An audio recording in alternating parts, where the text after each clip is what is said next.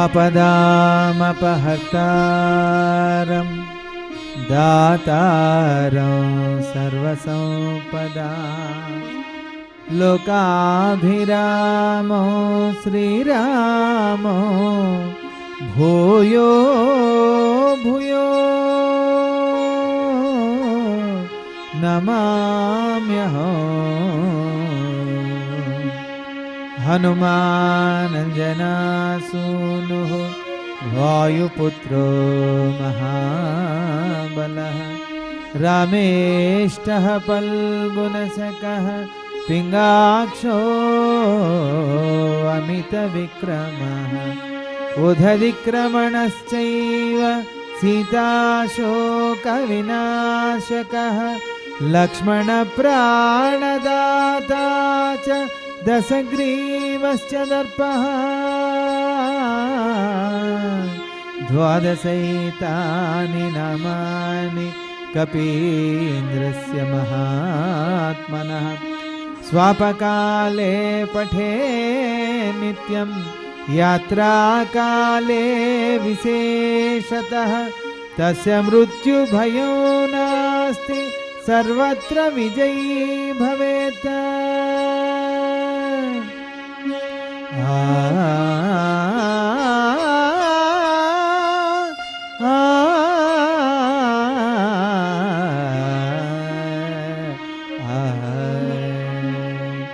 यत्र यत्र रघुनाथकीर्तनं तत्र तत्र कृतमस्तकाञ्जलिं बाष्पवारि परिपूर्णलोचनो मारुत्यो नमत राक्षसान्तकं तरिणा। శ్రీ గురుభ్యో నమః. భగవద్బంధులందరికీ నమస్కారాలు. ఎవరో ఒక వానరోత్తముడు మన అశోకంలో చొరబడ్డాడు, చిందరవందర చేశాడంటే ఆ మాట విని ఆవేశంతో ఎందుకు వచ్చాడు, ఎందుకు ఇలా చేశాడని ఆరా తీయకుండా ఆవేశంతో 80,000 మందిని పొండి యుద్ధం చేయండి అన్నాడు. పొండి అన్నాడు, వాళ్ళంతా పోతూనే ఉన్నారు. వచ్చినటువంటి వాడు సామాన్యుడా హనుమంతుల వారు ఆ తోరణ స్తంభం పైకి ఎక్కి కూర్చున్నాడు. 80,000 మంది రకరకాల మారణాయుధాలతో వచ్చారు, చతురంగ బలాలతో వచ్చారు. ఎప్పుడైనా వర్షం పడితే మరుసటి రోజు ఎలా పురుగులు ఒక్కసారి బయటకు వస్తాయి, రాత్రి దీపం వేయంగానే ఆ దీపం చుట్టూ ఎలా తిరుగుతూ ఉంటాయో హనుమంతుల వారి మీద 4 దిక్కుల నుంచి ఒక్కసారి పడితే హనుమంతుల వారు అమాంతంగా రాముని స్మరించి తన శరీరాన్ని పెంచి తోకతోటి ఒక్క దెబ్బ కొట్టాడు నేల మీద. అంతే. ఆ దెబ్బకి ఆ శబ్దానికి 80,000 మంది రాక్షసుల్లో 79,990 మంది చచ్చిపోయారు. అంతే. చేయి కూడా చేసుకోలేదు. అది హనుమంతుల వారి యొక్క బలం. ఎంత బలం ఉన్నదో ఆయనకే తెలియదు. ఇంక విజృంభిస్తున్నారు. ఆయన ఎవరు ఆపలేరు, ఆయన ముందర ఎవరు ఆగలేరు. ప్రారంభమైంది ఇంకా మారణ హోమం. ఏ రకంగా 80,000 కింకర వీరుల ఒక్క వానరుడు హతము చేసెను. ఈ వృత్తాంతము వినిన రావణుడు నిప్పులు గ్రకుచు గర్జన చేసెను. ఈ వృత్తాంతము వినిన రావణుడు నిప్పులు గ్రకుచు గర్జన చేసెను. జంబుమాలిని తగిన బలముగని ఆవానరుని దండింపబోమనెను. జంబుమాలిని తగిన బలముగని ఆవానరుని దండింపబోమనెను. జంబుమాలి ప్రహస్తుని సుతుడు, జంబుమాలి ప్రహస్తుని సుతుడు హనుమంతునిపై దాడి వెడలెను. శ్రీ హనుమాను గురుదేవులు నాయద పలికిన సీతారామ కథ, రే పలికద సీతారామ కథ. ఆ రకంగా రావణాసుడు ఆవేశంతో ఒక్కసారి 80,000 మంది రాక్షసులు పొమ్మన్నాడు. వాళ్ళంతా పోయారు. ఒక్కళ్ళు కూడా తిరిగి రావట్లేదు. కాలం కలిసి రాకపోతే మన మాటలు ఏమవుతాయో అవే, మన మాటలు ఏమేమి వస్తూ ఉంటాయో అవే జరుగుతూ ఉంటాయి. మన మనసు నియంత్రణ తప్పుతూ ఉంటుంది. ఇంకా ఎప్పుడైతే జంబుమాలిని యుద్ధం చేయన్నాడో జంబుమాలి బయలుదేరాడు. సామాన్యుడా చతురంగ బలాలు తీసుకుని ఆరితేరినటువంటి యోధుడు గాడిద చేత లాగబడే రథం మీద బయలుదేరినటువంటి వాడు, గాడిద బుద్ధి కలిగినటువంటి వాడు, బండవాడు, అటువంటి వాడు మేధావైనటువంటి హనుమంతుల వారి ముందర ఎంతసేపు ఉంటాడు? చతురంగ బలాలు తీసుకుని బయలుదేరాడు. జంబుమాలి ఏ రకంగా వస్తున్నాడు? జంబుమాలి మహాబలవంతుడు, దొడ్డ కవచము ధరించినాడు, రక్తాంబరములు దాల్చినాడు, మణిభూషణములు ధరించినాడు, రక్తాంబరములు దాల్చినాడు, మణిభూషణములు ధరించినాడు, కరములు లాగెడు అరదము పైన రణరంగమునకు తెల్చినాడు, కరములు లాగెడు అరదము పైన రణరంగమునకు తెల్చినాడు, అదిగని మారుతి గర్జన చేయుచు, అదిగని మారుతి గర్జన చేయుచు, తోరణ స్తంభము పైన నిల్చెను, శ్రీ హనుమాను గురుదేవులు నాయద పలికిన సీతారామ కథ, నే పలికద సీతారామ కథ. జంబుమాలి వచ్చాడు. తోరణ స్తంభం పైకెక్కి కూర్చున్న హనుమంతుల వారు కిందకి దిగి ఇంకా ఏ రకంగా జంబుమాలి మీద విరుచుకుపడబోతున్నారో తెలుసుకునే ప్రయత్నం చేద్దాం. జంబుమాలి చతురంగ బలాలతోటి గాడిద చేత లాగబడే రథం మీద వచ్చాడు. హనుమంతుల వారి ముందర క్షణకాలం కూడా నిలవలేకపోయాడు. వచ్చాడు, ఇంకా హనుమంతుల వారితో యుద్ధం ప్రారంభించాడు. ఏ రకంగా? జంబుమాలి తన వాడి శరములను కపీశునిపై ప్రయోగించెను, జంబుమాలి తన వాడి శరములను కపీశునిపై ప్రయోగించెను, శిరమును ముఖమును బాహువక్షమును రక్తము చిందగా గాయపరచెను, శిరమును ముఖమును బాహువక్షమును రక్తము చిందగా గాయపరచెను, రక్తసిక్తమై మారుతి ముఖము భానుకిరణ విబ్ధాబ్జమై దోచె, రక్తసిక్తమై మారుతి ముఖము భానుకిరణ విబ్ధాబ్జమై దోచె, హరికిశోరుడు గర్జన చేయుచు, హరికిశోరుడు గర్జన చేయుచు, తోరణ స్తంభము పైన ఎగసెను, శ్రీ హనుమాను గురుదేవులు నాయద పలికిన సీతారామ కథ, నే పలికద సీతారామ కథ.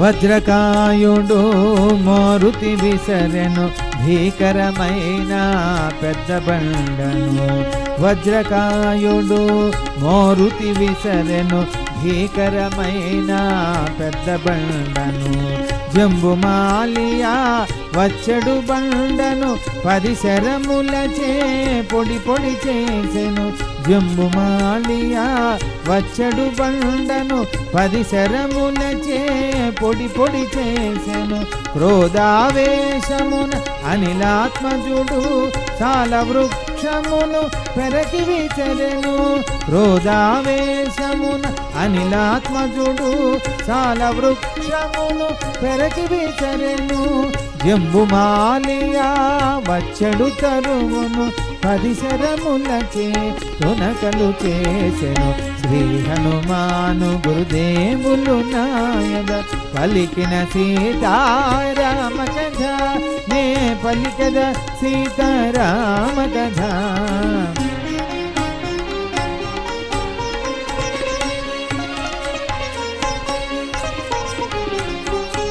రథగజ తురగ పదాతి దళములు రణరంగమున కూలిపోయెను, రథగజ తురగ పదాతి దళములు రణరంగమున కూలిపోయెను, జంబుమాలి తన వాడి బాణముల పవన కుమారుని బహు పీడించెను, జంబుమాలి తన వాడి బాణముల పవన కుమారుని బహుపీడించెను. అంతట మారుతి పరిగతో మోది అంతము చేసెను జంబుమాలిని. అంతట మారుతి పరిగతో మోది అంతము చేసెను జంబుమాలిని. మారుతి ఇంకను ఓరు పెంచగను, మారుతి ఇంకను ఓరు పెంచగను. తోరణ స్తంభము పైన నిల్చెను శ్రీ హనుమాను గురుదేవులు నాయన పలికిన సీతారామ కథ. నే పలికద సీతారామ కథ.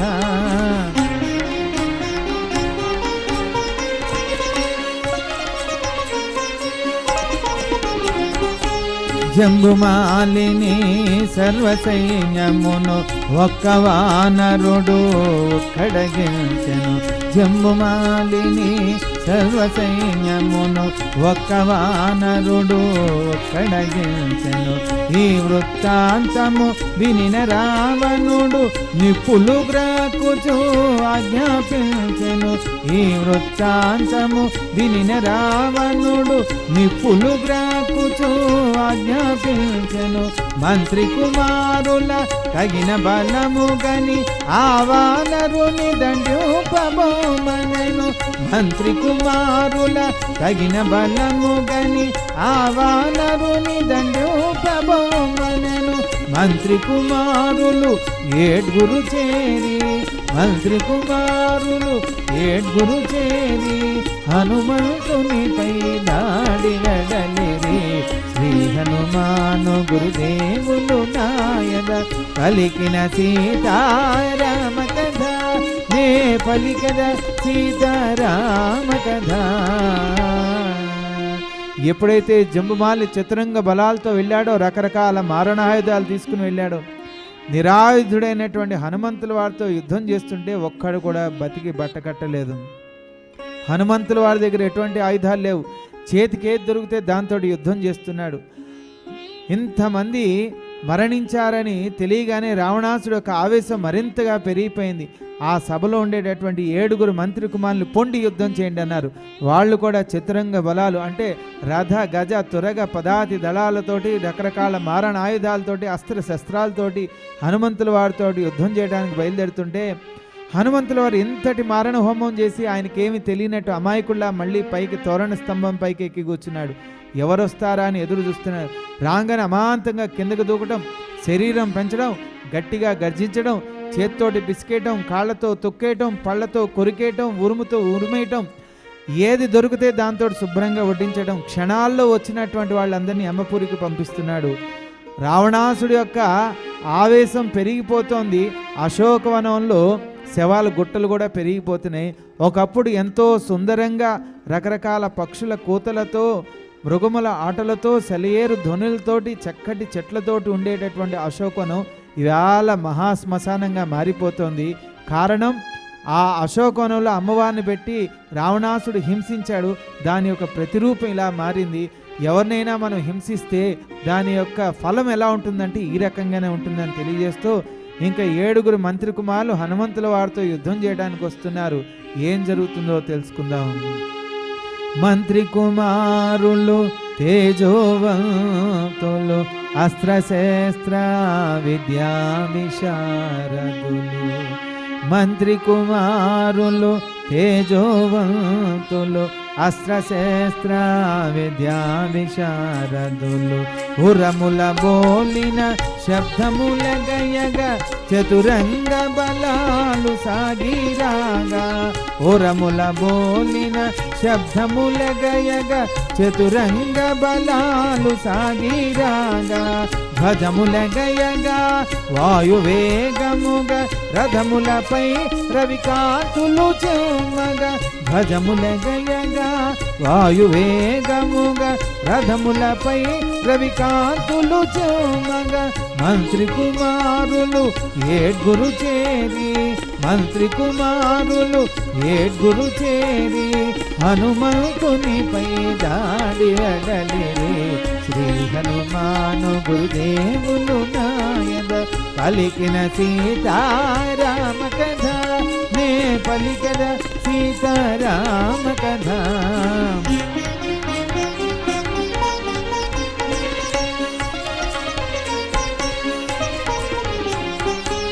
పదములతో మర్ధించి కొందరిని ఉరముతో కుమ్మి మరికొందరిని, పదములతో మర్ధించి కొందరిని ఉరముతో కుమ్మి మరికొందరిని, పిడికిలి బిగించి పొడిచి కొందరిని గోళ్లతో చీల్చి మరికొందరిని, పిడికిలి బిగించి పొడిచి కొందరిని గోళ్లతో చీల్చి మరికొందరిని, వరుసగా ఏడుగురు మంత్రి సూతులను పవన కుమారుడు యమపురి కంపెను, వరుసగా ఏడుగురు మంత్రి సూతులను పవన కుమారుడు యమపురి కంపెను, మారుతి ఇంకను ఓరు పెంచగను, మారుతి ఇంకను ఓరు పెంచగను, తోరణ స్తంభము పైన నిల్చెను, శ్రీ హనుమాను గురుదేవులు నాయన పలికిన సీతారామ కథ నే పలికద సీతారామ కథ. వచ్చిన 7 మంత్రి కుమారులు ఒక్కళ్ళు కూడా బ్రతికి బట్టకట్టలేదు. ఏం జరుగుతోంది? మంత్రి సూతులను సర్వసైన్యమును మారుతి త్రుటిలో సంహరించెను, మంత్రి సూతులను సర్వసైన్యమును మారుతి త్రుటిలో సంహరించెను, ఎటు చూచినను మృతదేహములు ఎటు పోయినను రక్తపుటేరులు, ఎటు చూచినను మృతదేహములు ఎటు పోయినను రక్తపుటేరులు, ఈ వృత్తాంతము వినిన రావణుడు కొంత తడవు యోచించి పలికెను, ఈ వృత్తాంతము వినిన రావణుడు కొంత తడవు యోచించి పలికెను, సేనాపతులను తగిన బలముగొని, సేనాపతులను తగిన బలముగని ఆవానరుని దండోపబోమనేను. వెళ్ళినటువంటి 7 మంత్రి కుమారుల్లో ఒక్కళ్ళు కూడా తిరిగి రాకపోవడం చేత రావణాసుడు మరింత ఆవేశం పెరిగిపోయింది. అక్కడ సభలో ఉండేటటువంటి 5 సేనాపతులను పొండి యుద్ధం చేయండి అన్నాడు. వాళ్ళంతా కూడా బయలుదేరుతున్నారు. సామాన్యులు కారు, ఆరితేరినటువంటి వీరాది వీరులు, రావణాసుడితోటి ఎన్నెన్నో యుద్ధాల్లో పాల్గొన్నటువంటి వాళ్ళు, ఎంతో అనుభవం కలిగినటువంటి వాళ్ళు, ఎన్నో విజయాలు వరించినటువంటి వాళ్ళు, అటువంటి వాళ్ళు బయలుదేరుతున్నారు చతురంగ బలాలతో. కానీ హనుమంతుల వారి ముందర క్షణకాలం కూడా నిలవలేకపోయారు. ఏ రకంగా యుద్ధం నడుస్తుందో తెలుసుకుందాం. విరూపాక్ష యోపాక్షులు దుర్ధర ప్రఘస భాసకనులు, విరూపాక్ష యోపాక్షులు దుర్ధర ప్రఘస భాసకనులు, మహావీరులు వేగవంతులు శత్రు భయంకర మహాయోధులు, మహావీరులు వేగవంతులు శత్రు భయంకర మహాయోధులు, రథగజతురగ పదాతి దళములతో మరణాయుధాల బలగర్వముతో, రథగజతురగ పదాతి దళములతో మరణాయుధాల బలగర్వముతో, సేనాపతులు 5 చేరి, సేనాపతులు 5 చేరి హనుమంతునిపై దాడి వెడలిరి, శ్రీ హనుమాను గురుదేవులు నాయన పలికిన సీతారామ కథ నే పలికద సీతారామ కథ.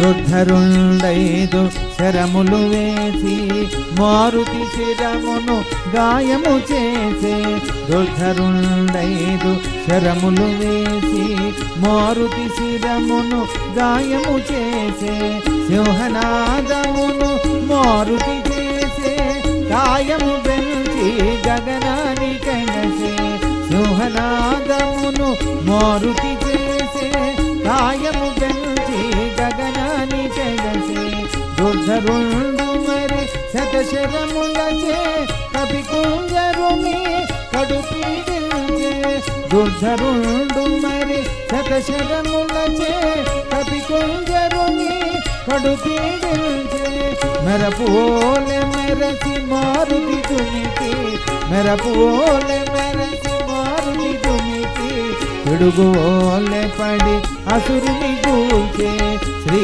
హనుమాను గురుదేవులు నాయన పలికిన సీతారామ కథ, ఏ పలికద సీతారామ కథ.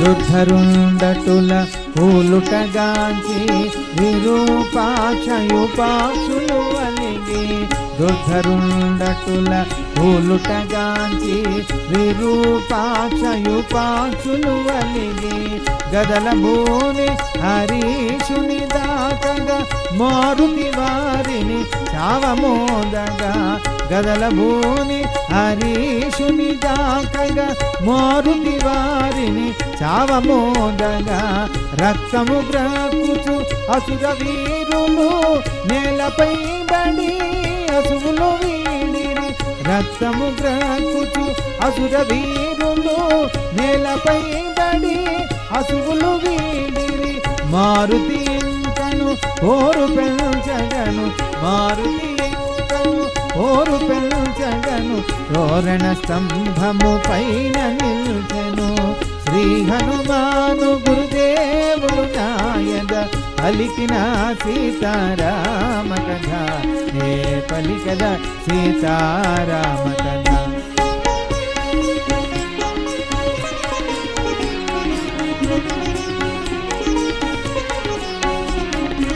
మిగిలిన ప్రఘస భాసకర్ణులు శూల పట్ట సాది ఆయుధధారులు, మిగిలిన ప్రఘస భాసకర్ణులు శూల పట్ట సాది ఆయుధధారులు, హనుమంతునిపై తెగబడి పోరిని అతి భీకరముగా గాయపరచిరి, హనుమంతునిపై తెగబడి పోరిని అతి భీకరముగా గాయపరచిరి, నెత్తుట దడిసిన అనిలాత్మజుడు బాలార్కుని వలె భాసిల్లినాడు, నెత్తుట దడిసిన అనిలాత్మజుడు బాలార్కుని వలె భాసిల్లినాడు, గిరిశృంగమును పెకల్చినాడు, గిరిశృంగమును పెకల్చినాడు, అసుర వీరులా మర్దించినాడు, శ్రీ హనుమాను గురుదేవులు నాయన పలికిన సీతారామ కథ, ఏ పలికద సీతారామ కథ. సేనాపతులను సర్వ సైన్యమును పవన కుమారుడు నిర్మూలించెను, సేనాపతులను సర్వ సైన్యమును పవన కుమారుడు నిర్మూలించెను, ఈ వృత్తాంతము వినిన రావణుడు నిశ్చేష్టితుడై పరివీక్షించెను, ఈ వృత్తాంతము వినిన రావణుడు నిశ్చేష్టితుడై పరివీక్షించెను, తండ్రి చూపులు తనపై సోకగా అక్షకుమారుడు దిటముగా నిలువగా, తండ్రి చూపులు తనపై సోకగా అక్షకుమారుడు దిటముగా నిలువగా, రావణుడు పల్కె కుమారుని గని, రావణుడు పల్కె కుమారుని గని, ఆవానరుని దండ్యోపబోమని, శ్రీ హనుమాను గురుదేవులు నాయన పలికిన సీతారామ కథ నే పలికద సీతారామ కథ. వెళ్ళిన వాళ్ళు అలాగే పోతున్నారు, ఎవరు తిరిగి రాలేదు. రావణాసుడి యొక్క కోపం పెరిగిపోతుంది, శవాలు గుట్టలు పెరిగిపోతున్నాయి. అతి సుందరమైనటువంటి అశోకవనం వల్ల ఎలాగున్నదంటే ఒక మహాశ్మశానంగా మారిపోయింది. తెగిన కాళ్ళు, చేతులు, ముండాలు, శవాలు గుట్టలే, రక్తం ఏర్లే ప్రవహిస్తోంది, భయంకరంగా మారిపోయింది. ఇంకా రావణాసుడికి ఏం చేయాలో తెలియక ఆ సభలో తన దృష్టి అక్షకుమారుడిపై పడింది. అక్షకుమారుడు తన కుమారుడు నవయవ్వనుడు, తేజోవంతుడు, అస్త్రశస్త్రాల్లో ఆరితేరినటువంటి వాడు, సామాన్యుడు కాడు, సూర్య తేజస్సుతోటి వెలిగిపోయే సమానుడు. అటువంటి అక్షకుమారుడు, మరి ఒక మునిబాలులాగా కనపడే అక్షకుమారుడు హనుమంతుల వారిపై యుద్ధం చేయి పో అన్నాడు. ఇంకా ఆయనకు కూడా భయం మొదలైంది. ఇంతమంది వెళ్ళారు, ఎవరు తిరిగి రాలేదు, ఇదే నాకు చివరి చూపులేమో అని లేచాడు, తండ్రికి నమస్కరించాడు, ప్రదక్షించాడు, అస్త్రశస్త్రాలు తీసుకున్నాడు, ఆయుధాలు తీసుకున్నాడు. చతురంగ బలాలతోటి హనుమంతుల వారితో యుద్ధం చేయడానికి బయలుదేరారు. ఆయన వస్తుంటే హనుమంతుల వారికి ఆశ్చర్యం వేసింది. ఇంతటి మారణ హోమం జరిపించానే ఇప్పుడు ఈ మునిబాలుళ్లాగా ఉన్నారు, ఇతన్ని వధించాలా అని హనుమంతుల వారికి జాలి కలిగింది. ఏమనుకుంటున్నాడు? స్వర్ణ ఘటితమో ధ్వజము గలది, రత్న ఖచిత గవాక్షములున్నది. స్వర్ణ ఘటితమో ధ్వజము గలది, రత్న ఖచిత గవాక్షములున్నది. అష్టాశ్వములతో కూడి ఉన్నది, ఆకాశమున ఎగిరిపోగలది. అష్టాశ్వములతో కూడి ఉన్నది, ఆకాశమున ఎగిరిపోగలది. సూర్యుని బోలిన కాంతులు గలది, మనోహరముగా మెరయుచున్నది. సూర్యుని బోలిన కాంతులు గలది, మనోహరముగా మెరయుచున్నది. అక్షకుమారుని తప ఫలమది, అక్షకుమారుని తప ఫలమది. అమూల్యమైన దివ్య రథమది, శ్రీ హనుమాను గురుదేవులు నాయగ పలికిన సీతారామ కథ నే పలికద సీతారామ కథ. ఆ రకంగా అక్షకుమారుడు తండ్రికి నమస్కరించి హనుమంతుల వారితో యుద్ధం చేయడానికి 8 గుర్రాల చేత లాగబడే దివ్య రథం మీద ఆకాశం నుంచి ఎగురుకుంటూ వస్తున్నాడంట. సూర్యుడులాగా కనిపిస్తున్నాడంట. ఉదయించే సూర్యుడు ఎంత తేజస్సుతో అందంతో ఉంటాడో అంత ఆకర్షణగా ఉన్నాడంట. హనుమంతుల వారికి ఈ అక్షకుమారుడితో యుద్ధం చేయాలని మనస్కరించలేదు, కానీ తప్పక యుద్ధం చేశాడు. ఏ నిర్ణయంతో, ఎందుకు, ఏ నిర్ణయం తీసుకుని ఇంకా వధించాల్సి వచ్చిందో తెలుసుకుంటే అక్షకుమారుడు తండ్రికి నమస్కరించి హనుమంతుల వారితో యుద్ధం చేయడానికి 8 గుర్రాల చేత లాగబడే దివ్య రథం మీద ఆకాశం నుంచి ఎగురుకుంటూ వస్తున్నాడంట. సూర్యుడులాగా కనిపిస్తున్నాడంట. ఉదయించే సూర్యుడు ఎంత తేజస్సుతో అందంతో ఉంటాడో అంత ఆకర్షణగా ఉన్నాడంట. హనుమంతుల వారికి ఈ అక్షకుమారుడితో యుద్ధం చేయాలని మనస్కరించలేదు, కానీ తప్పక యుద్ధం చేశాడు. ఏ నిర్ణయంతో, ఎందుకు, ఏ నిర్ణయం తీసుకుని ఇంకా వధించాల్సి వచ్చిందో తెలుసుకునే ప్రయత్నం చేద్దాం.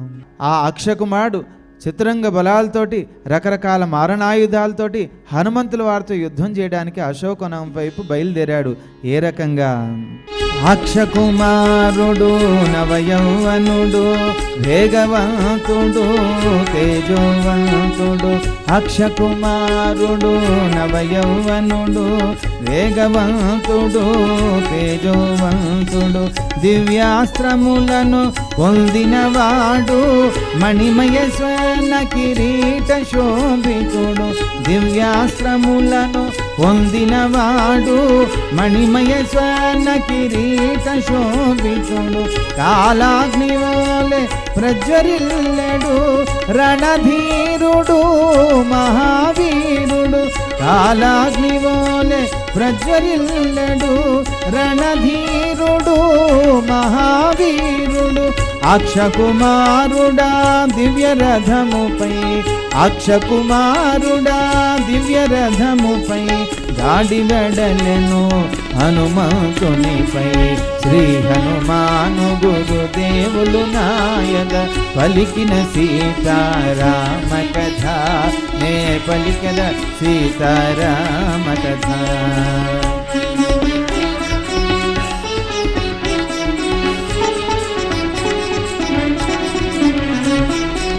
చతురంగ బలాలు కదలిరాగా భూమి ఆకాశములు మారు మ్రోగా.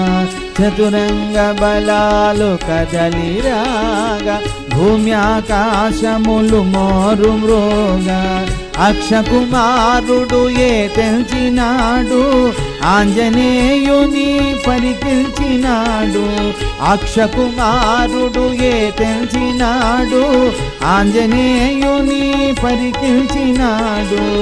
ఆశ్చర్యముగా గమనించినాడు బలములు యోచించినాడు. ఆశ్చర్యముగా గమనించినాడు బలములు యోచించినాడు. మంచు తొలగిన బాలకుని వలె మంచు తొలగిన బాలకుని వలె రణరంగమున చెలరేగినాడు. శ్రీ హనుమాను గురుదేవులు నాయద పలికిన సీతారామ కథ నే పలికద సీతారామ కథ.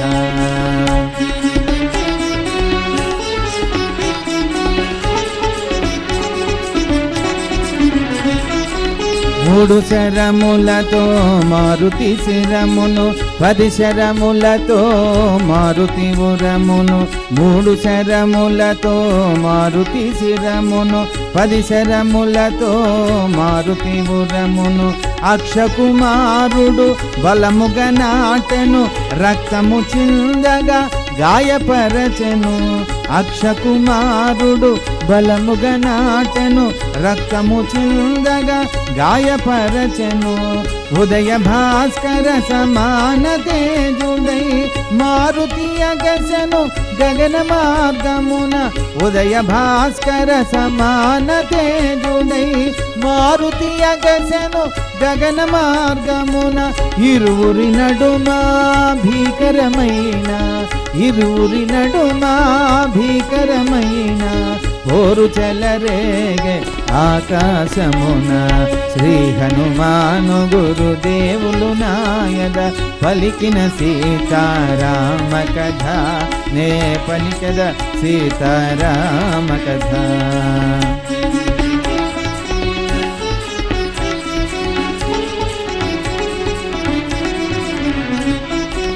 అక్షకుమారుడు తపస్సంపన్నుడు దివ్యాస్త్రములు పొందినటువంటి వాడు. 8 దివ్యమైనటువంటి గుర్రాల చేత లాగబడేటటువంటి దివ్య రథం మీద వస్తుంటే చాలా చూడముచ్చటగా ఉన్నాడు. ఉదయించే సూర్యుడు ఎంత అందంగా ఉంటాడో ఎంత తేజస్సుతో ఉంటాడో అలా వస్తున్నాడంట. ఆయన వెనకాల లక్షల కొలది రాక్షసులంతా రకరకాల మారణాయుధాలతో వస్తున్నారు. హనుమంతుల వారి దగ్గర ఏమీ ఆయుధం లేదు. నిరాయుధుడై వచ్చినటువంటి వాళ్ళందరినీ చేతులతో పిసికేయటం, పళ్ళతో కొరికేయటం, కాళ్ళతో తొక్కేయటం, ఇలా ఉరుముతో కుమ్మేయటం, ఏది దొరికితే అవన్నీ తీసుకుని వాళ్ళ మీద శుభ్రంగా వడ్డించటం, నేలమట్టం చేయటం, ఇలా విజృంభిస్తున్నాడు. అంతా ఆ హనుమంతుల వారు ఆ రకంగా యుద్ధం చేస్తూ ఉంటే వీళ్ళ దగ్గరేమో రకరకాల మారణాయుధాలు, అస్త్రాలు, శస్త్రాలు. అస్త్రము శస్త్రము. అస్త్రం అంటే మంత్రప్రయోగంతో వెళ్ళేటటువంటిది. శస్త్రమంత్రే కత్తులు, కటార్లు, ఇవన్నీ రకరకాల అస్త్రాలు కలిగినటువంటివి, శస్త్రాలు కలిగినటువంటివి. ఇవన్నీ తీసుకొచ్చి హనుమంతుల వారి మీద ప్రయోగం చేస్తుంటే అన్నిటి నుంచి తప్పించుకుంటున్నాడు. వీరుడైనటువంటి హనుమంతుల వారు సమర్థవంతంగా యుద్ధం చేస్తున్నారు. ఆయన యుద్ధం మొదలెట్టాడంటే ఇంకా ఎవరు ఆపలేరు. ఆయనే ఆపాలి. ఆయనకి ఎప్పుడు అనిపిస్తే అప్పుడే ఆపుతాడు, అంతేకాని మధ్యలో ఆపడు. ఇంతటి మారణ హోమం వచ్చినటువంటి వాళ్ళందరినీ క్షణాల్లో హతమారుస్తున్నాడు. ఏమీ తెలియని అమాయకుల్లాగా మళ్ళీ తోరణ స్తంభం పైకి ఎక్కి కూర్చుంటున్నాడు. అలా ఇంకెవరు వస్తారని ఎదురు చూస్తున్నారు. పైకి ఎక్కిన తర్వాత మళ్ళీ ఒక పసిపిల్లవాళ్ళ ఇలా కూర్చుని అందరం ఇంకా చూస్తున్నాడు. వాళ్ళంతా రాగానే అమాంతంగా కిందకు దూకటం, శరీరం పెంచడం, విజృంభించడం. అలాగే ఈ అక్షకుమారుడు వస్తేనేమో ఇతను చూస్తే నవయవ్వనుడు, తేజవంతుడు. ఎంతసేపు ఆయనకి అతను చూడటమే సరిపోయింది. అతనితో యుద్ధం చేయాలని మనస్కరించట్లా. పసిపిల్లలు మన మీద ఎవరైనా విజృంభిస్తూ ఉంటే వాళ్ళు మనం కొడుతున్నా తిడుతున్నా ఏం చేస్తే ముచ్చటగా ఉంటుంది, మనం వాళ్ళతో ఆడుకుంటూ ఉంటాం కొద్దిసేపు, అంతేకాని ఆగ్రహించాం. అది మితిమీరితే ఒకసారి గర్జిస్తాం తప్ప ఆ పసిపిల్లల చేష్టలు మనకి ఎప్పుడు సంతోషాన్ని కలిగిస్తూ ఉంటాయి. అలాగే ఈ అక్షకుమారుని చూస్తుంటే నవయవ్వనుడు తేజోవంతుడు, ఇతనితోట నేను యుద్ధం చేయాలని హనుమంతుల వారు చాలాసేపు ఓర్పుతోటి సహనంతో ఉన్నారు. కానీ అక్షకుమారుడు ఉదయించే సూర్యుడిలాగా అంచెలంచెలుగా ఎదిగిపోతూ ఉంటే ఇతన్ని ఇలా వదిలిపెడితే రామకథ ఇక్కడే ముగిసిపోయేటట్టుంది, ప్రమాదకరంగా ఉందని ఆలోచించాడు. అగ్గిపుల్ల ఒక్కటి చాలు ఎంత పెద్ద అగ్ని ప్రమాదాన్ని సృష్టించడానికన్నా. ఒక చెట్టు నుంచి కొన్ని వేల అగ్గిపుల్లలు సృష్టించవచ్చు, ఒక అగ్గిపుల్ల చేత కొన్ని వేల చెట్లని దహించేయచ్చు, అగ్నికి ఆహుతి చేయొచ్చు.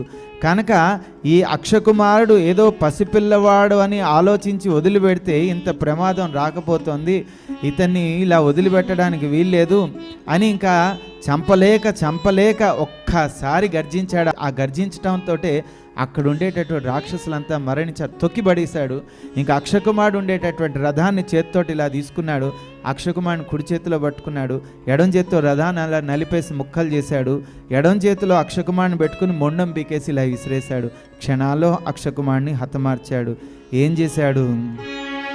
అతి నేర్పుతోడ రణము సల్పెడు అక్షకుమారుని మారుతి దయగొని, అతి నేర్పుతోడ రణము సల్పెడు అక్షకుమారుని మారుతి దయగొని, బాలుని చంపగా చేతులు రావని వేచి చూచెను నిగ్రహించుకొని, బాలుని చంపగా చేతులు రావని వేచి చూచెను నిగ్రహించుకొని, అక్షకుమారుడు అంతకంతకు అగ్నిహోత్రుడై రణమున రేగే, అక్షకుమారుడు అంతకంతకు అగ్నిహోత్రుడై రణమున రేగే.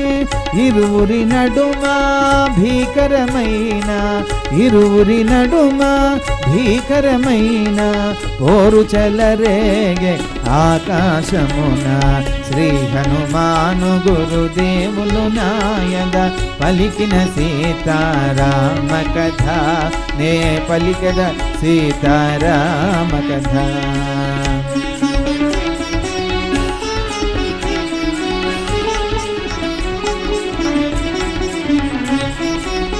అగ్ని కణమని జాలి కూడదని రఘులకమును పే ఆర్పుట మేలని, అగ్ని కణమని జాలి కూడదని రఘులకమును పే ఆర్పుట మేలని, సింహనాదమును మోరుతి చేసే అరచేత చరచి హయముల జంపే, సింహనాదమును మోరుతి చేసే అరచేత చరచి హయముల జంపే, రథమును బట్టి విరిచి వేసే అక్షుని త్రోచి విసరి వేసే, రథమును బట్టి విరిచి వేసే అక్షుని త్రోచి విసరి వేసే, అక్షుని ముండెము అతి ఘోరముగా, అక్షుని ముండెము అతి ఘోరముగా నేలపై బడే రక్తపు ముద్దగా, శ్రీ హనుమాను గురుదేవులు నాయద పలికిన సీతారామ కథ, నే పలికద సీతారామ కథ.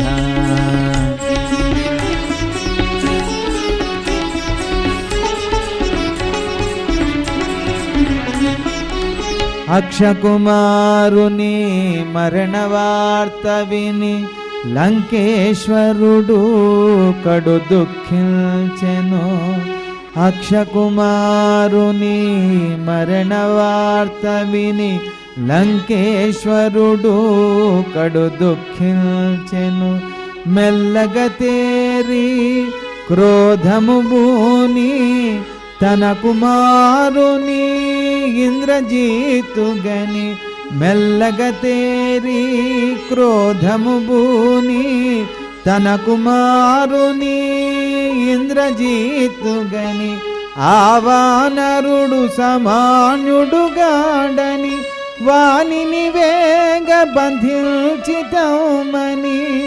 ఆ వానరుడు సమాన్యుడుగాడని వానిని వేగ బంధించితమని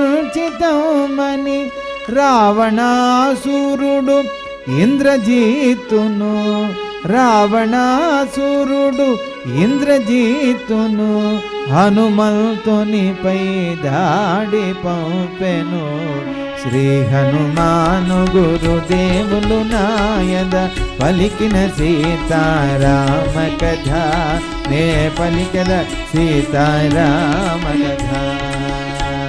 ఎప్పుడైతే అక్షకుమారుడి యొక్క మరణ వార్త విన్నాడో తట్టుకోలేకపోయాడు రావణాసుడు. పుత్రశోకంతో కృంగిపోయాడు. భోరున్మను విలపించాడు. ఆలోచించడం మొదలుపెట్టాడు. వచ్చినటువంటి వానరుడు ఎవడో సామాన్యుడు కాదు, మహిమోపేతుడు. అందుకే వెళ్ళినటువంటి వాళ్ళంతా అలా వెళ్ళినట్టే పోతున్నారు, ఒక్కళ్ళు తిరిగి రావట్లేదని తన కుమారుడైనటువంటి ఇంద్రజిత్తుతో చెప్తున్నాడు. ఓ కుమారా ఇంద్రజిత్, ఇంక నువ్వు బయలుదేరాలి. నీ సోదరుడు ఒక పొట్టను పెట్టుకున్నటువంటి వాడిని వదిలిపెట్టడానికి వీల్లేదు. వెళ్ళి ఎలాగైనా అతను బంధించి తీసుకురా, లేకపోతే వధించి వేసేయి. ఆలోచన వచ్చినప్పుడు మొట్టమొదటిసారి సరిగ్గా మాట్లాడాడు రావణాసుడు. పోయిరా అని అన్నాడు. అప్పటిదాకా అందరినీ పొండి పొండి పొండి అన్నాడు. అందుకే ఇంతమంది మనం పోగొట్టుకుంటున్నాం, వెళ్ళిన వాళ్ళు ఎవరు తిరిగి రావట్లేదంటే సామాన్యుడిగా అనిపించట్లేదు అని ఆలోచించి తన కుమారుడితో చెప్తున్నాడు. ఏమంటున్నాడు? 80,000 కింకర వీరుల అవలీలగాదును మాడినవాడు 80,000 కింకర వీరుల అవలీలగాదును మాడునవాడు జంబు మాలిని గూల్చినవాడు మంత్రి సుతుల హతమార్చినవాడు జంబు మాలిని గూల్చినవాడు మంత్రి సుతుల హతమార్చినవాడు ఆవానరుడు సామాన్యుడు గాడని వానిని వేగ బంధించితమని ఆవానరుడు సామాన్యుడు గాడని వానిని వేగ బంధించితమని రావణాసురుడు ఇంద్రజిత్తును రావణాసురుడు ఇంద్రజిత్తును హనుమంతునిపై దాడి పంపెను శ్రీ హనుమాను గురుదేవులు నాయద పలికిన సీతారామ కథ నే పలికిన సీతారామ కథ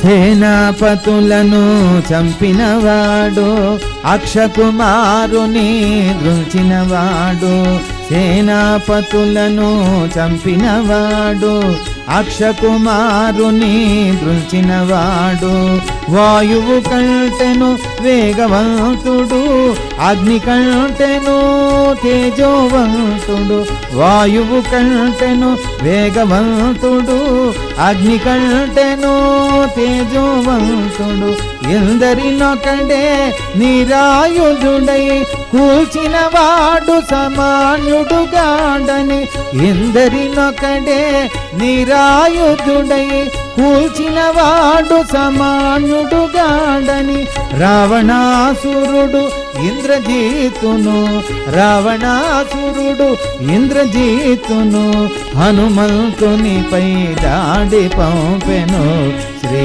హనుమాను గురుదేవులు నాయద పలికిన సీతారామ కథ నే పలికద సీతారామ కథ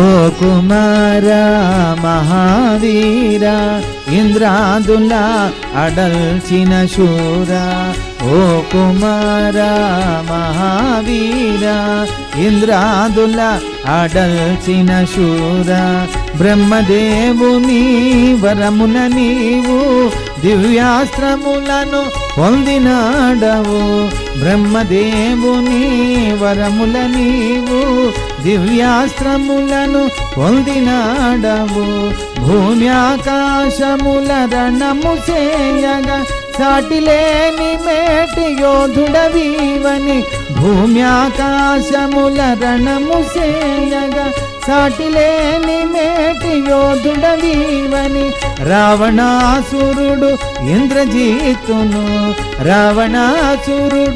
ఇంద్రజీతును హనుమంతునిపై దాడి పంపెను శ్రీ హనుమాను గురుదేవులు నాయద పలికిన సీతారామ కథ నే పలికద సీతారామ కథ.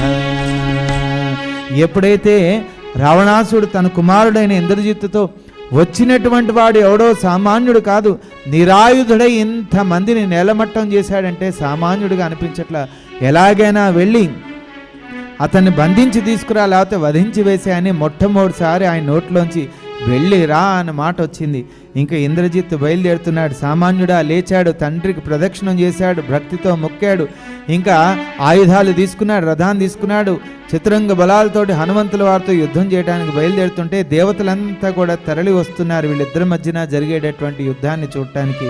ఏ రకంగా ఇంద్రజిత్తు దశకంఠు కుమారుడు తండ్రిని బోలిన ప్రతిభావంతుడు.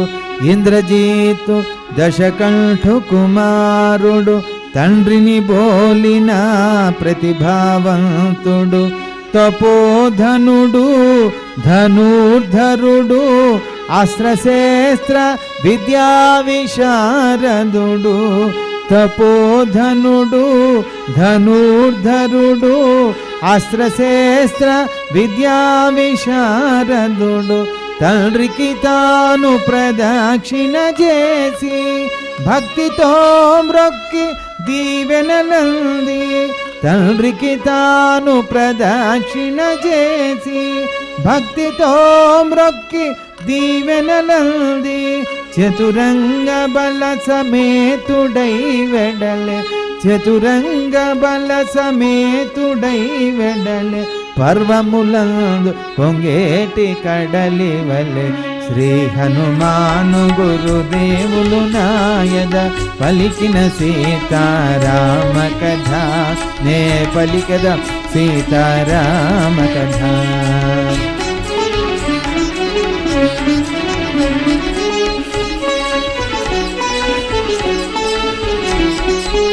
ఇంద్రజిత్తు విశాల నేత్రుడు సుందరుడు సురేంద్ర సమానుడు.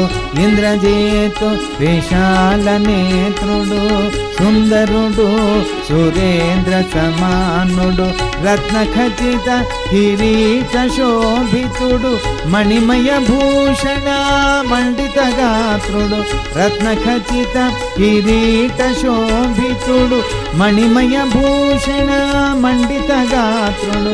శరగతి పోగల 4 సింహముల పూంచిన కాంచన చందన మందున. శరగతి పోగల 4 సింహముల పూంచిన కాంచన చందన మందన. చతురంగ బల సమేతుడై వెడలే చతురంగ బల సమేతుడై వెడలే పర్వములందు పొంగేటి కడలి వలె శ్రీ హనుమాను గురుదేవులు నాయద పలికిన సీతారామ కథ నే పలికద సీతారామ కథ.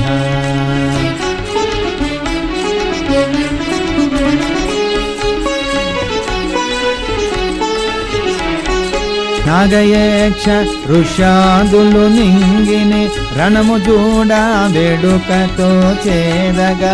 నాగయక్ష ఋషాదులు నింగిని రణము చూడ వేడుకతో చేరగా. రథగజ తురగ పదాతి దళముల రణగుణ ధ్వనులు దిక్కులు నిండగా. రథగజ తురగ పదాతి దళముల రణగుణ ధ్వనులు దిక్కులు నిండగా. మేఘనాథుడు నారి సార్యూప భూతములదిరి పరుగిడ సాగా మేఘనాథుడు నారి సారింప భూతములదిరి పరుగిడ సాగా చతురంగ బల సమేతుడై వెడలె చతురంగ బల సమేతుడై వెడలె పర్వములందు పొంగేటి కడలి వలె శ్రీ హనుమాను గురుదేవులు నాయద పలికిన సీతారామ కథ నే పలికద సీతారామ కథ.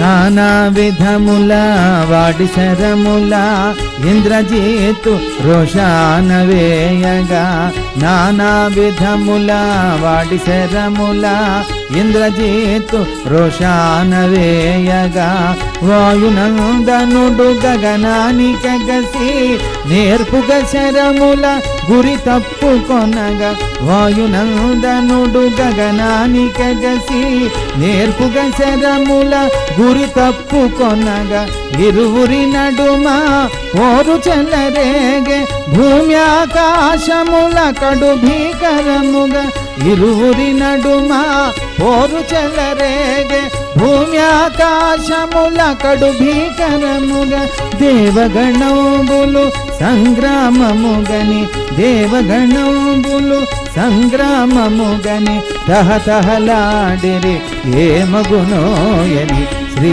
హనుమాను గురుదేవులు నాయద పలికిన సీతారామ కథ నే పలికద సీతారామ కథ. వీళ్ళిద్దరి మధ్యన జరిగేటటువంటి యుద్ధాన్ని అందరూ కూడా తిలకిస్తున్నారు, భయంతో వణికిపోతున్నారు. హనుమంతుల వారి పరిస్థితి ఏమవుతుంది రకరకాల అస్త్రాలు శస్త్రాలు అన్నీ ప్రయోగిస్తుంటే వాటిలన్నిటి నుంచి తప్పించుకుంటూ హనుమంతుల వారు రక్షించుకుంటున్నారు. ఇంకా విసుగొచ్చింది ఇంద్రజిత్తుకి, ఇతను మామూలు వీరుడు కాదు, వీరాది వీరుడు, ఈ మామూలు అస్త్రాలు శస్త్రాలు ఎందుకు పనికిరావు, ప్రచండమైన బ్రహ్మాస్త్రం ఈయనకి సమాధానం అవుతుందని ఇంకా ఆలోచించి ఇంకా ఆ ఇంద్రజిత్తు ఆ బ్రహ్మాస్త్రాన్ని ప్రయోగించే ప్రయత్నంలో ఉన్నాడు. ఏ రకంగా కపికుంజరుడు భయంకరముగా కాయము బెల్చి సమరము సేయగా కపికుంజరుడు భయంకరముగా కాయము బెల్చి సమరము సేయగా ఈ వానరుడు సమాన్యుడు గాడని మహిమోపేతుడు కామరూపుడని ఈ వానరుడు సమాన్యుడు గాడని మహిమోపేతుడు కామరూపుడని ఇంద్రజిత్తు బహుయోచన చేసి ఇంద్రజిత్తు బహుయోచన చేసి బ్రహ్మాస్త్రమును ప్రయోగము చేసే ఇంద్రజిత్తు బహుయోచన చేసి బ్రహ్మాస్త్రమును ప్రయోగము చేసే దేవగణంబులు సంగ్రామముగని దేవగణంబులు సంగ్రామముగని తహతహలాడిరి ఏమగునోయని. ఇంకా ఆలోచించి వీరుడు కూడా దివ్యాస్త్రాలు ఊరికే ప్రయోగించడు. ఆ సామర్థ్యం ఆ సమర్థత ఉంటేనే తప్ప. ఇంకా ఇంద్రజిత్ అనుకున్నాడు, ఈ వానరోత్తముడు సామాన్యుడు కాదు, ఇతన్ని పడగొట్టాలంటే బ్రహ్మాస్త్రాన్ని ప్రయోగించ తప్పదని ప్రచండమైనటువంటి బ్రహ్మాస్త్రం, తిరుగులేని బ్రహ్మాస్త్రం దాన్ని తీశాడు, ప్రయోగించాడు. అది వచ్చింది హనుమంతుల వారిని తాకింది నేల మీద. ఇంద్రజిత్ అనుకున్నాడు, ఈ వానరోత్తముడు సామాన్యుడు కాదు, ఇతన్ని పడగొట్టాలంటే బ్రహ్మాస్త్రాన్ని ప్రయోగించ తప్పదని ప్రచండమైనటువంటి బ్రహ్మాస్త్రం, తిరుగులేని బ్రహ్మాస్త్రం దాన్ని తీశాడు, ప్రయోగించాడు. అది వచ్చింది హనుమంతుల వారిని తాకింది నేల మీద పడిపోయాడు. ఏమైంది? బ్రహ్మాస్త్రము చే బంధింపబడి పవన కుమారుడు నేలపై బడే. బ్రహ్మాస్త్రము చే బంధింపబడి పవన కుమారుడు నేలపై బడే.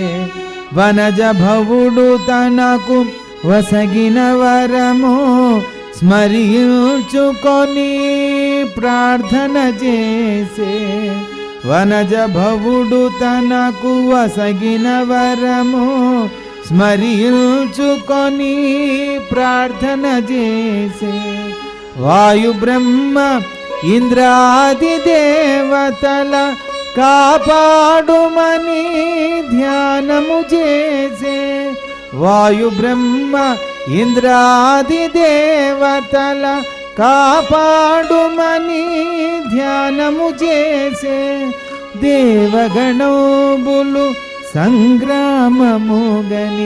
దేవగణోబులు సంగ్రామముగని తహతహలాడిరి ఏమగునోయని.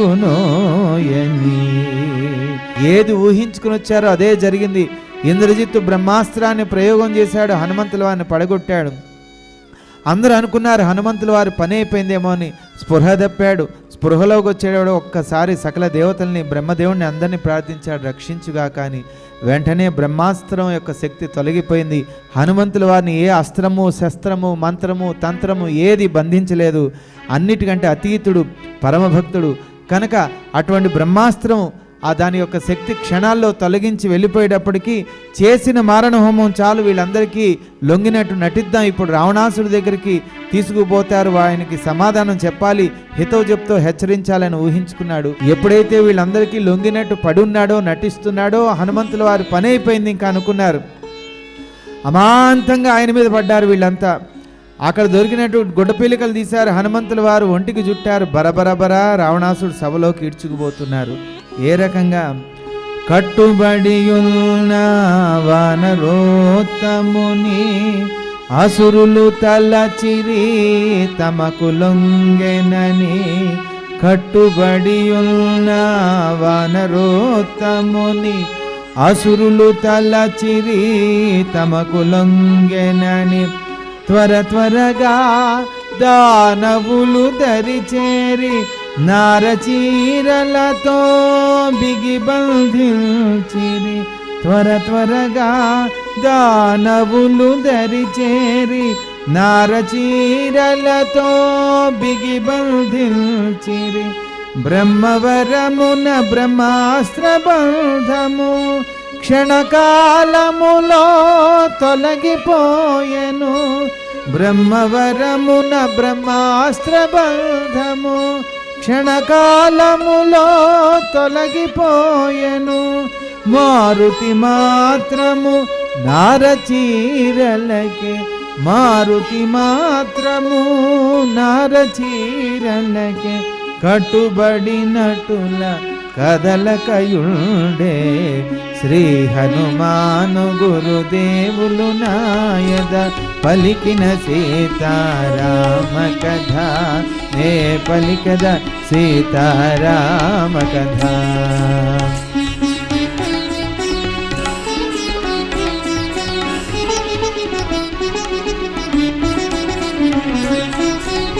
వానరోత్తముని దూషణలాడుచు రావణు కడకు ఇడ్చుకుపోవగా. వానరోత్తముని దూషణలాడుచు రావణు కడకు ఇడ్చుకుపోవగా. రక్తనేత్రముల నిప్పులు రాల్చుచు లంకేశుడు గర్జించి పలుకగా. రక్తనేత్రముల నిప్పులు రాల్చుచు లంకేశుడు గర్జించి పలుకగా. కపిని చంపి విందారగించుడని పలువురు చేరి ప్రేలుచుండగా.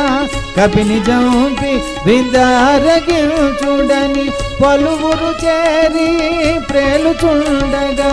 సభికులందరూ కేకలు వేయగా, సభికులందరూ కేకలు వేయగా. మారుతి నిలచే కడు నిబ్బరముగా. శ్రీ హనుమాను గురుదేవులు నాయద పలికిన సీతారామ కథ, నే పలికద సీతారామ కథ. ఆ రకంగా అశోకవనం నుంచి అక్కడ దొరికినటువంటి గుడ్డపీలికలన్నీ తీశారు. హనుమంతుల వారు ఒంటికి చుట్టారు. బరబరబరా రావణాసుడు సభలోకి ఈడ్చుకుపోయారు. ఆయన దర్బారుకు లాక్కొచ్చారు. ఆ దర్బార్లో ఆయన బంగారపు సింహాసనం మీద కూర్చుని ఉన్నాడు. రాత్రిపూట నిద్రపోయేటప్పుడు చూశారు, తర్వాత అమ్మవారితో మాట్లాడేటప్పుడు చూశాడు, ఇప్పుడేమో తన దర్బార్లో కూర్చునేటప్పుడు చూశాడు. ఆశ్చర్యపోయాడు, సామాన్యమైన విగ్రహం కాదు కదా అని. హనుమంతుల వారికి ఆశ్చర్యాన్ని కలిగించాడంటే ఎంత గొప్పగా ఉంటుందో ఒక్కసారి ఊహించుకోండి. ఆ తర్వాత అందరూ ఆవేశంతో ఊగిపోతున్నారు. ఎప్పుడైతే హనుమంతుల వారిని బంధించి తీసుకొచ్చారనేటప్పటికీ ఎంతోమంది వాళ్ళ భర్తలను పోగొట్టుకున్నారు, వాళ్ళ తమ్ముళ్ళను పోగొట్టుకున్నారు, అన్నలను పోగొట్టుకున్నారు, పిల్లల్ని పోగొట్టుకున్నారు. అలాగా ప్రతి వాళ్ళకి ఏదో రకమైనటువంటి బంధంతో పోగొట్టమనేటువంటి వాళ్ళంతా ఉన్నారు అక్కడ. వీళ్ళంతా కూడా హనుమంతుల వారిని చూడటానికి పరుగు పరుగున వచ్చారు. ఆ సభంతా కూడా రాక్షసులతోటి నిండిపోతోంది. ఇంకా తన సింహాసనం మీద కూర్చున్నాడు. చుట్టూరా తన మంత్రివర్లు, సేనాపతులు వీళ్ళంతా కూర్చున్నారు. బంగారపు సింహాసనం మీద కూర్చున్నాడు. బంగారపు కిరీటం, వజ్ర వైడూర్యాలు అమర్చినటువంటి కిరీటం, పట్టు పీతాంబరాలు ధరించినటువంటి రావణాసుడు. వెనకాల ఇద్దరు సేవకులు సేవలు చేస్తున్నారు. ముందరంతా కూడా భయంతో వణికిపోతున్నారు. గంభీరంగా కనబడుతున్నటువంటి ఆ సభలో హనుమంతుల వారు లేచి నుంచున్నాడు. ఇలాగా అందరూ కొంతమంది గిచ్చుతున్నారు, రక్కుతున్నారు, గిల్లుతున్నారు, తన్నుతున్నారు, నానా రకాల విన్యాసాలు హనుమంతుల వారితో చేస్తున్నారు. వీళ్ళకు దొరికాడు కదా, కాకపోతే మౌనంగా అలాగ నుంచుని ఉన్నాడు. రావణాసుడు వంక చూస్తున్నాడు. రావణాసుడేమో హనుమంతుల వారి వంక చూస్తున్నాడు. ఇంకా అందరూ ఆవేశంతో ఊగిపోతున్నారు. ఆ నిండు సభలో రావణాసుడు తన మంత్రి చేత హనుమంతుల వారిని అడిగిస్తున్నారు. ఎవరు నువ్వు, ఎందుకు వచ్చావు, ఎందుకు ఇలా చేశావు, ఏం అవసరం వచ్చింది నీకు అని. నిజానిజాలు చెప్పావా బతికిపోతావు, లేకపోతే నీకు చావు తప్పదని బెదిరిస్తున్నారు. ఏమంటున్నారు?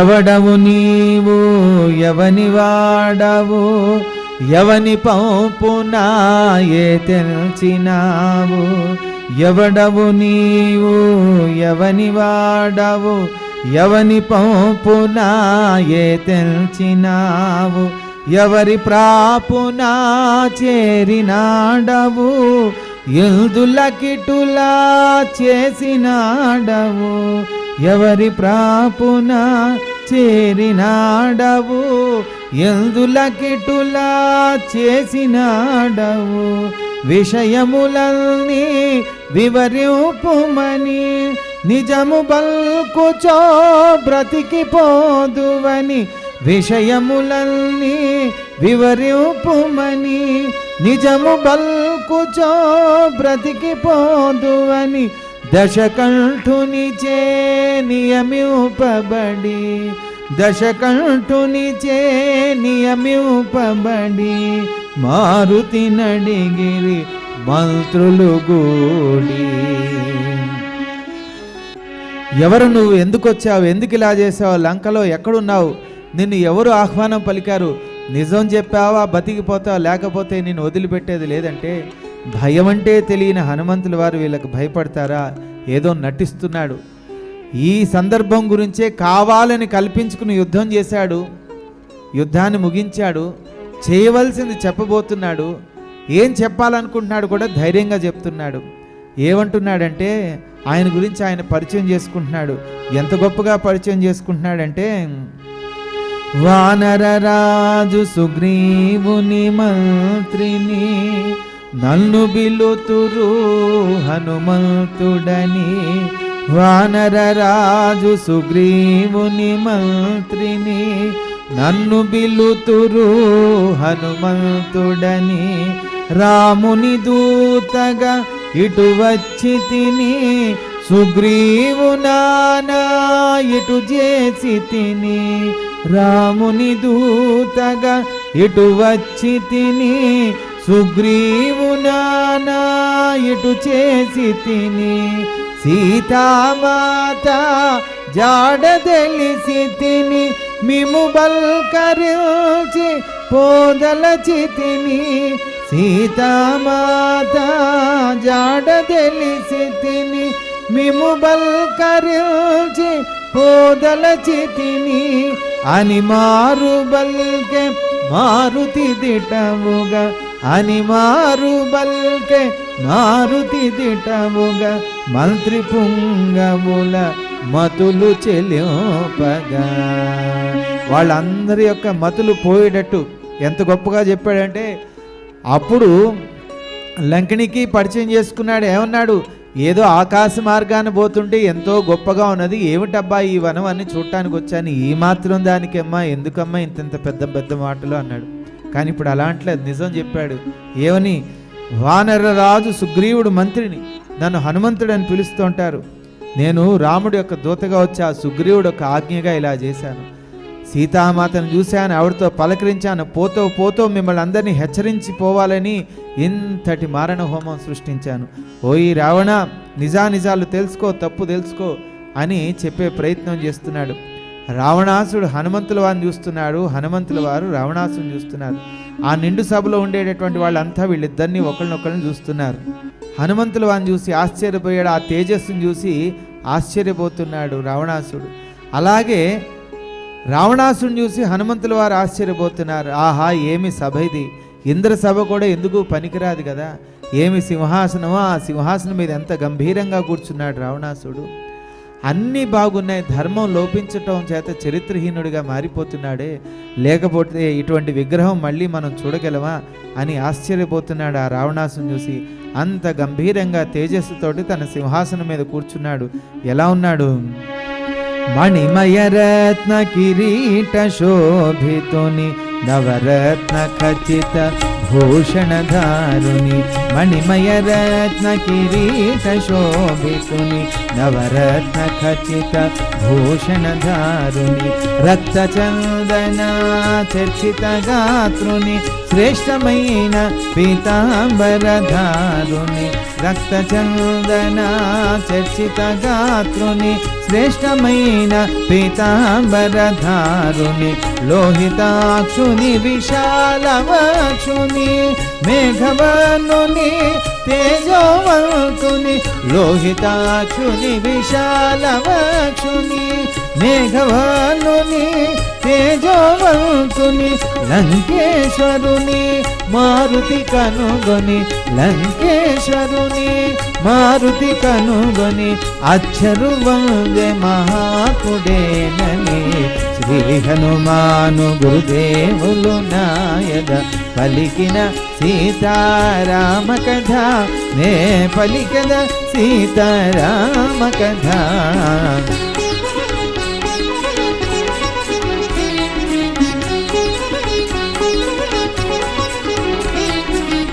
ఇరువంకల జేరి సుందరాంగనలు విద్యామరలు వీచుచుండగా, ఇరువంకల జేరి సుందరాంగనలు విద్యామరలు వీచుచుండగా, దుర్ధర ప్రహస్తని కుంభాదులు మంత్రివార్యులు పరివేషింపగా, దుర్ధర ప్రహస్తని కుంభాదులు మంత్రివార్యులు పరివేషింపగా, రత్న ఖచిత సింహాసనమందు ఇంద్రుని వలె ఆసీనుడు కాగా, రత్న ఖచిత సింహాసనమందు ఇంద్రుని వలె ఆసీనుడు కాగా, లంకేశ్వరుని మారుతి కనుగొని, లంకేశ్వరుని మారుతి కనుగొని అచ్చరు వందే మహాత్ముడేనని, శ్రీ హనుమాను గురుదేవులు నాయన పలికిన సీతారామ కథ, నే పలికద సీతారామ కథ.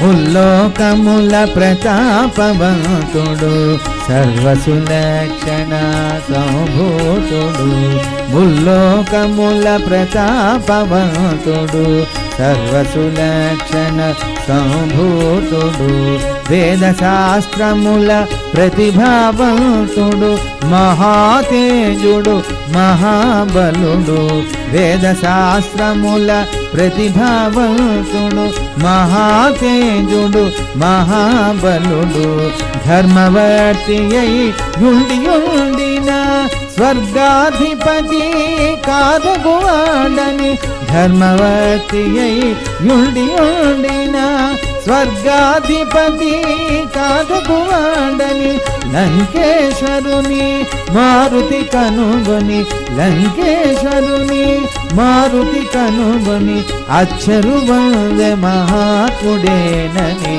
శ్రీ హనుమాను గురుదేవులు నాయద పలికిన సీతారామ కథ నే పలికద సీతారామ కథ. ఆహా, ఆ రావణాసుని చూసి హనుమంతుల వారు ఎంత మురిసిపోతున్నారంటే, ముల్లోకాల్లో ఇట్లాంటి వీరాధి వీరుడు మనకు కనపడ్డు కదా. అన్ని లక్షణాలు మంచిగానే ఉన్నాయి. వీరుడుగా ఉన్నాడు, అందంగా ఉన్నాడు, గంభీరమైన కంఠధ్వని, ఆ వీరత్వం ఇలా కనబడుతోంది, ఉట్టిపడుతోంది, అన్నీ బాగున్నాయి. కానీ ధర్మం లోపించడం వల్ల చరిత్రహీనుడిగా మారిపోతున్నాడే. ఎవరికి రుచించడే ఇతను.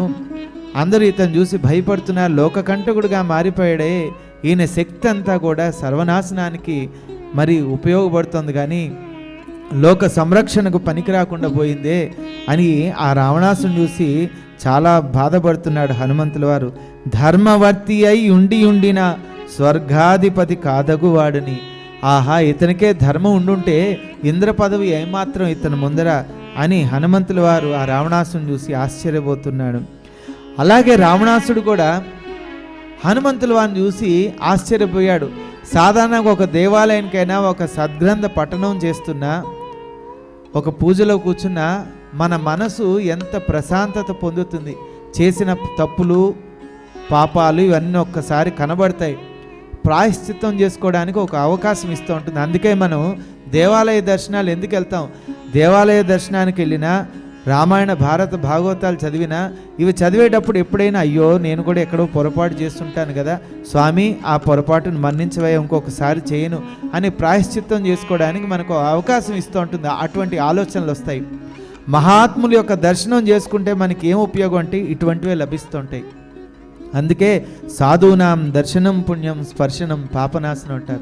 అలాగా ఒక సాధువులాగా అక్కడ హనుమంతుల వారు నించుంటే, సామాన్యుడా హనుమంతుడు రామభక్తుడు, పరమభక్తుడు, భక్తికి స్వరూపం, నిలువెత్తు సాక్షి హనుమంతుల వారు. ఆ హనుమంతుల వారు అక్కడ ఉండేటప్పటికి రావణాసుడికి క్షణకాలమైన పరివర్తన రాకుండా ఉంటుందా? ఆలోచన ఎట్లాంటి గొప్ప ఆలోచన వచ్చింది.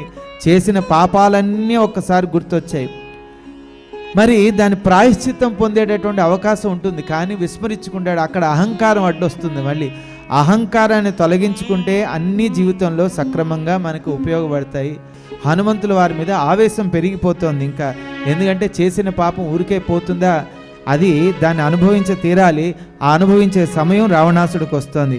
ఇంకా హనుమంతుల వారిని చూడంగానే ఏమేమి శాపాలు పాపాలు ఇవన్నీ గుర్తొచ్చాయంటే, కైలాసగిరిని పెకలిల్చునాడు నన్ను శపించెను నందీశ్వరుడు. కైలాసగిరిని పెకలిల్చునాడు నన్ను శపించెను నందీశ్వరుడు. కపిరూపమున వాడే వీడుగా వచ్చియుండెను నన్ను వల్చింపగా. కపిరూపమున వాడే వీడుగా వచ్చియుండెను నన్ను వల్చింపగా. బాణాసురుడే ఈ వానరుడుగా వేచియుండెనో నన్ను సాధింపగా. బాణాసురుడే ఈ వానరుడుగా వేచియుండెనో నన్ను సాధింపగా. అని లంకేశుడు మంత్రి ప్రహస్తుని, అని లంకేశుడు మంత్రి ప్రహస్తుని ఆదేశించెను మర్మమరయమని. హనుమంతుల వారిని చూడంగానే, ఆ తేజస్సును చూడంగానే చేసిన పాపాలు శాపాలు ఇవన్నీ గుర్తొచ్చాయి. ఉలిక్కిపడ్డాడు. వాటి యొక్క స్వరూపమే వానరోత్తముడా, నిజానిజాలు తెలుసుకో అని తన మంత్రి చేత అడిగిస్తున్నాడు. రావణాసుడు ఒక ఆజ్ఞను అనుగుణంగా తన మంత్రి అడుగుతున్నాడు హనుమంతుల వారిని, ఓ వానరుడా నిజానిజాలు చెప్పు, భయం వదిలిపెట్టు, నిన్ను నేను రక్షిస్తాను, లేకపోతే రావణాసుడు క్షమించడు, నీకు మరణం తప్ప వేరే దిక్కు లేదు. ఇప్పటికైనా నిజం చెప్పి బయటపడు, ఎవరు నువ్వు, ఎందుకు వచ్చావు, ఎందుకు ఇలా చేశావు అని అడుగుతున్నాడు. ఏమడుగుతున్నాడు? ఓ వానరుడా భయము వీడుము, నీకు శుభమగు నిజమును తెలుపుము. ఓ వానరుడా భయము వీడుము, నీకు శుభమగు నిజమును తెలుపుము. యమకు వేర ఇంద్రాదులవరేని నిన్ను దూతగా ఇటు పంపినారేమి. యమకు వేర ఇంద్రాదులవరేని నిన్ను దూతగా ఇటు పంపినారేమి. విష్ణుదేవుడే మాపై పగగొని నిన్ను బంటుగా ఇటు పంపినాడేమి. విష్ణుదేవుడే మాపై పగగొని నిన్ను బంటుగా ఇటు పంపినారేమి. నిజము బల్కుచో బ్రతికిపోదువని, నిజము బల్కుచో బ్రతికిపోదువని మంత్రి ప్రహాసుడు మారుతి నడిగెను. శ్రీ హనుమాను గురుదేవులు నాయద పలికిన సీతారామ కథ, నే పలికద సీతారామ కథ.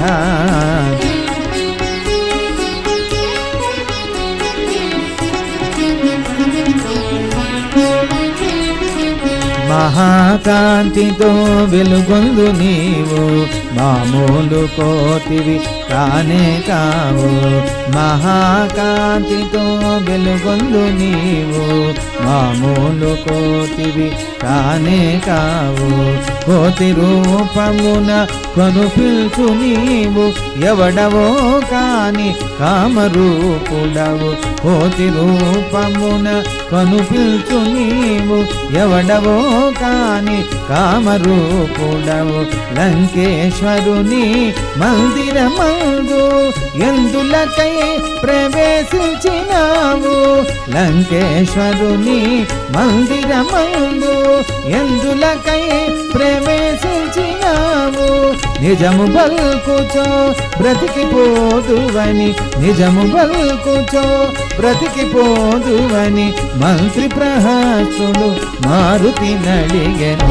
శ్రీ హనుమాను గురుదేవులు నాయద పలికిన సీతారామ కథ, నే పలికిన సీతారామ కథ.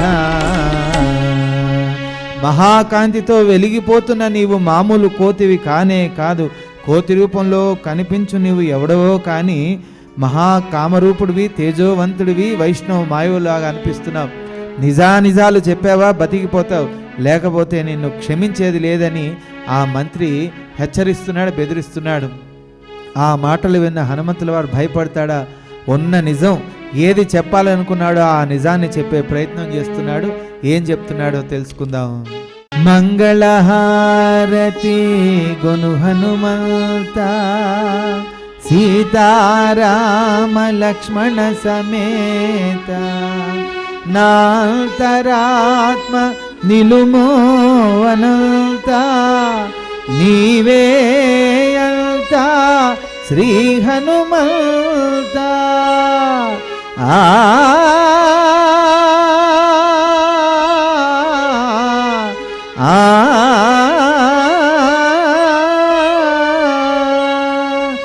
ఓం శాంతి శాంతి శాంతి. హరి ఓం. సర్వే జనాః సుఖినో భవంతు, లోకా సమస్త సుఖినో భవంతు. ఓం శాంతి శాంతి శాంతి.